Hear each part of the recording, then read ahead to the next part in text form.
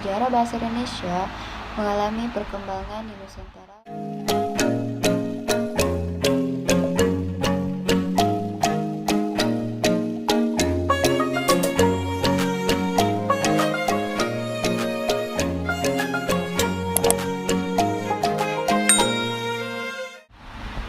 Assalamualaikum warahmatullahi wabarakatuh.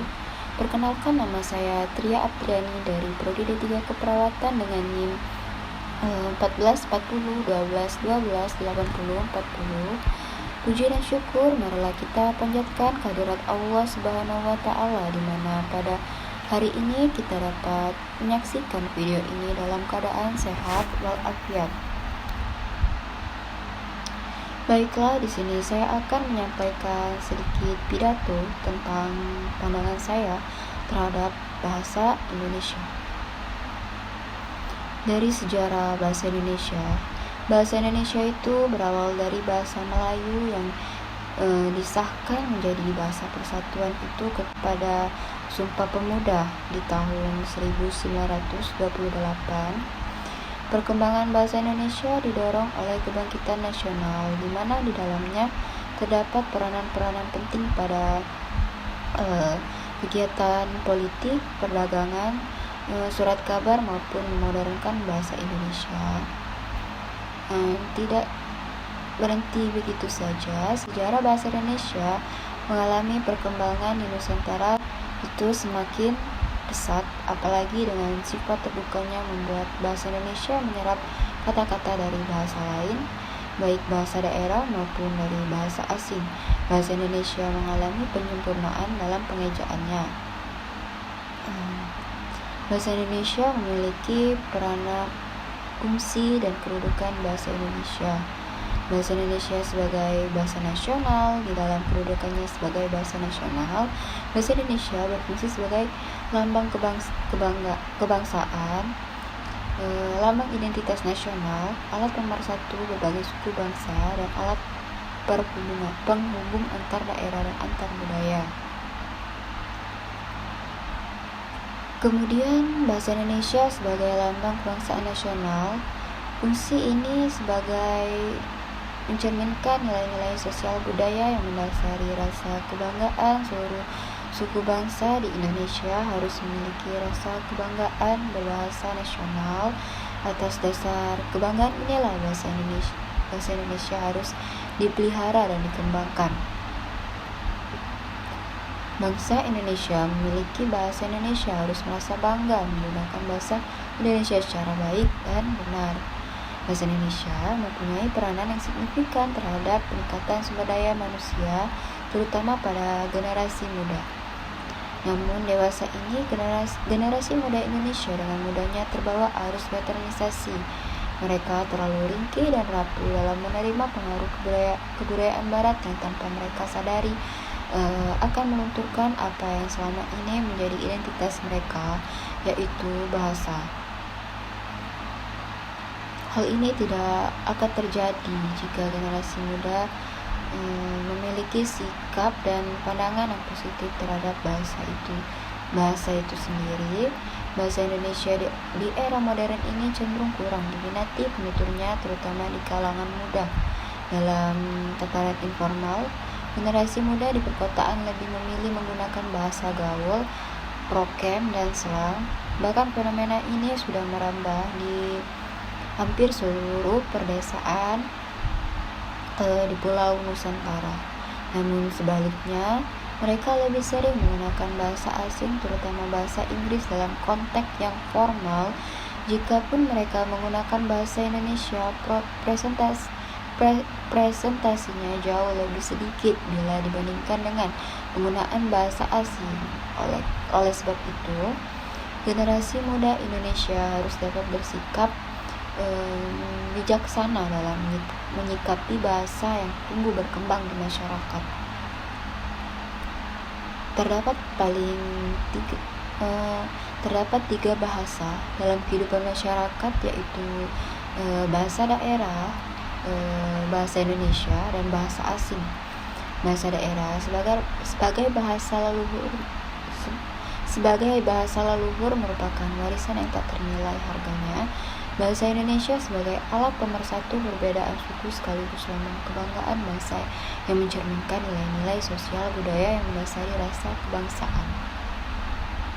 Serta berkembangnya bahasa asing sebagai bagian dari masyarakat modern yang dijadikan lambang intelektualitas, prestis, dan status sosial.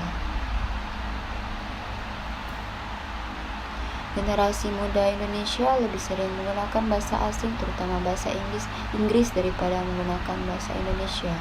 Gejala bahasa yang kurang sehat tersebut dapat dijumpai dalam masyarakat sekitar kita.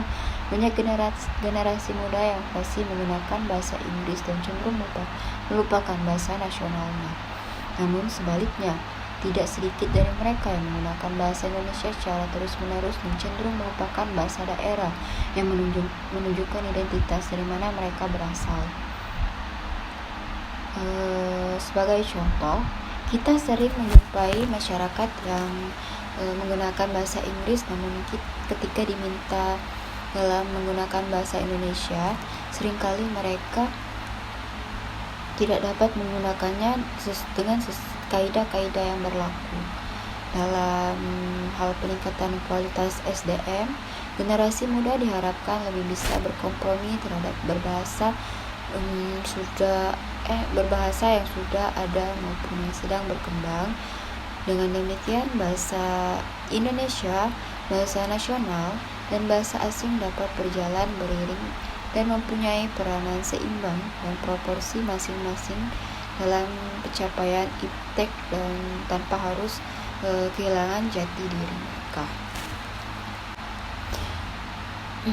Banyak cara yang dapat ditempuh untuk mewujudkan peristiwa tersebut. Hal ini paling sederhana dapat dimulai dari diri sendiri, keluarga yang dilakukan sedini mungkin. Generasi muda hendaknya menggunakan bahasa Indonesia dengan baik dan benar, menuliskan bahasa Indonesia dengan sempurna dan lebih sering berkomunikasi dengan menggunakan bahasa Indonesia. Namun dibutuhkan pula dukungan dari pemangku kepentingan kebahasaan dan pemerintah pusat sebagai pembuat kebijakan untuk menjadi bahasa Indonesia agar lebih maju, kreatif, inovatif, dengan tidak mengubah pola dasar kebahasaan yang baik dan benar.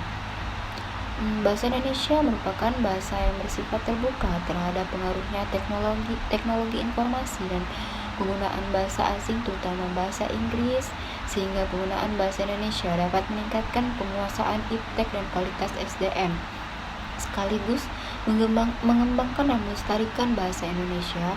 Tidak ada salahnya jika seorang menggunakan bahasa Inggris, terutama jika lawan bicaranya menggunakan berbahasa Inggris atau kebetulan ingin melatih kemampuan berbahasa Inggris. Namun kebiasaan menggunakan bahasa ini dalam area Indonesia terkadang sangat berlebihan. Pada dasarnya setiap bahasa bisa saling mempengaruhi, termasuk bahasa Indonesia dan bahasa Inggris yang saling mempengaruhi.